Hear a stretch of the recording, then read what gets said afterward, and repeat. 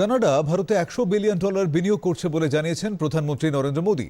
ভারত সফররত কানাডার প্রধানমন্ত্রী মার্ক কার্নির সঙ্গে যৌথ সাংবাদিক বৈঠকে প্রধানমন্ত্রী বলেন, প্রযুক্তি ও উদ্ভাবন ক্ষেত্রে দুই দেশ একযোগে কাজ করবে। कनाडा के पेंशन फंड्स ने भारत में $100 बिलियन का निवेश किया है।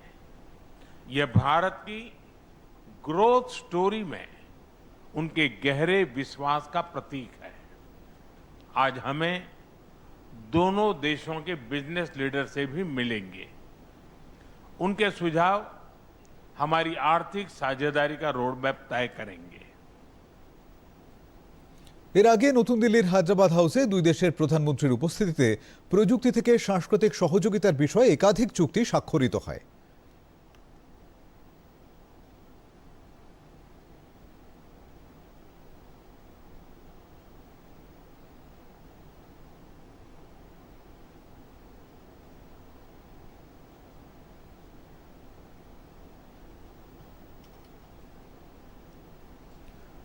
প্রধানমন্ত্রী নরেন্দ্র মোদী কানাডার প্রধানমন্ত্রীর সঙ্গে প্রতিনিধি পর্যায়েও বৈঠকে বসেন। ভারত কানাডা কৌশলগত অংশীদারিত্ব, কৃষি, শিক্ষা, গবেষণা, উদ্ভাবন সহ একাধিক বিষয়ে মত বিনিময় হয় তাঁদের মধ্যে।